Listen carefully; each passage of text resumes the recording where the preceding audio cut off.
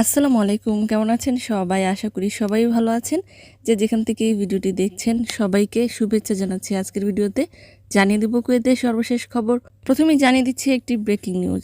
15 December থেকে কুয়েতের নতুন আইন কার্যকর করা হয়েছে।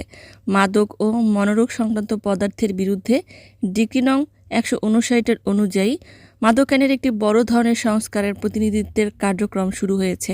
কুয়েত থেকে মাদক পাচারকারীদের জন্য কঠোর শাস্তির সাথে মাদকাসক্তদের জন্য মানবিক সুরক্ষার দিক সমন্বয় করে আর্থিক জরিমানা সহ যাবজ্জীবন কারাদণ্ড সহ গুরুতর ক্ষেত্রে মৃত্যুদণ্ড ও কঠোর শাস্তি প্রদান করা হবে। 15 ডিসেম্বর 2025 থেকে এই আইন কার্যকর করা হয়েছে। অন্যদিকে আরেকটি আরবি দৈনিকে প্রকাশ করে বলা হয়েছে যে দীর্ঘদিন নিষেধাজ্ঞায় থাকার পর বাংলাদেশ থেকেও মুরগির মাংস এবং ডিম আমদানির উপর নিষেধাজ্ঞা তুলে নিয়েছে কুয়েত। বাংলাদেশের সাথে সাথে তুরস্ক থেকেও সমস্ত পোলট্রি মাংস তাজা, ঠান্ডা, হিমায়িত এবং প্রক্রিয়াজাত আমদানির উপর নিষেধাজ্ঞা প্রত্যাহার করা হয়েছে। দেশটিতে এভিয়ান ইনফ্লুয়েঞ্জার প্রাদুর্ভাব আনুষ্ঠানিকভাবে শেষ হওয়ার পর এই সিদ্ধান্ত নেওয়া হয়েছে, তবে মেক্সিকোর উপর থেকে এই নিষেধাজ্ঞা বহাল রয়েছে। অপরদিকে 14 ডিসেম্বর রবিবার একটি আমিরি ডিক্রি জারি করে বলা হয়েছে যে রাবাব আল ওসাইমিকে কুয়েতের public authority of man power general director হিসেবে আন্ডার সেক্রেটারি পদমর্যাদায় প্রদান করা হয়েছে। সেই সাথে সাথে আব্দুল লতিফ আল ফুজান এবং নাসের আল মুসেদিকে তার ডেপুটি হিসেবে নিযুক্ত করা হয়েছে। এছাড়াও আরও একটি আমিরি ডিক্রি জারি করে মানাল আল আসফরকে কুয়েত পৌরসভার জেনারেল ডিরেক্টর হিসেবে মন্ত্রীর পদমর্যাদা দিয়ে নিয়োগ করা হয়েছে। জানিয়ে দিচ্ছি একটি সড়ক দুর্ঘটনার খবর। কুয়েতের রিগা এলাকায় মারাত্মক সড়ক দুর্ঘটনায় একজন কুয়েতি নাগরিকের মৃত্যু হয়েছে।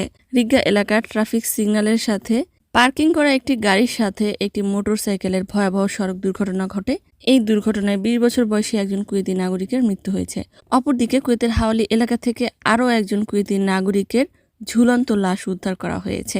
রিপোর্টে আরও বলা হয়েছে যে ভুক্তভোগীর পরিবার তার ঘরের সিলিং থেকে গলায় ফাঁস লাগানো অবস্থায় দেখতে পায়, যার ফলে তাৎক্ষণিকভাবে অনেকটাই আতঙ্ক ছড়িয়ে পড়ে। নিরাপত্তা কর্মীদের কাছে সহায়তা চাইলে ফরেনসিক ডিপার্টমেন্ট ঘটনাস্থলে পৌঁছে এবং মৃত্যুকে ঘিরে সন্দেহজনক পরিস্থিতির কারণে একটি গুরুতর অপরাধ মামলা দায়ের করে। মৃত্যুর সঠিক কারণ এবং পরিস্থিতি নির্ধারণের চেষ্টার জন্য মৃতদেহটি ফরেনসিক বিভাগে পাঠানো হয়েছে। অন্যদিকে আবহাওয়া সম্পর্কে আবহাওয়া কেন্দ্র থেকে জানানো হয়েছে যে চলমান বিক্ষিপ্ত এই বৃষ্টিধারা শুক্রবার সকাল পর্যন্ত হওয়ার সম্ভাবনা রয়েছে। তবে সোমবার সকাল থেকে বৃষ্টিপাত বেশি হওয়ার সম্ভাবনা রয়েছে। সেই সাথে কুয়েতে একটি ঠান্ডা নিম্নচাপ প্রভাব ফেলবে বলে আশা করা হচ্ছে, যার কারণে তাপমাত্রা হ্রাস পাবে, মেঘ তৈরির সম্ভাবনা রয়েছে। আবহাওয়াবিদেরা আরও জানিয়েছে যে এই সপ্তাহের পুরো দিনগুলোতেই বিক্ষিপ্তভাবে বৃষ্টিপাত হওয়ার সম্ভাবনা রয়েছে। সম্মানিত ভিউয়ার্স, আজকের মতো ছিল আপডেট। পুরো ভিডিওটি দেখার জন্য ধন্যবাদ। এই ধরনের ভিডিও পেতে চাইলে ইউটিউব চ্যানেলটিকে সাবস্ক্রাইব করে দেবেন, ফেসবুক পেজটিকে লাইক এবং ফলো করে দেবেন। যারা পূর্বে করেছেন সবাইকে ধন্যবাদ। আজকের মতো বিদায়, আল্লাহ হাফেজ।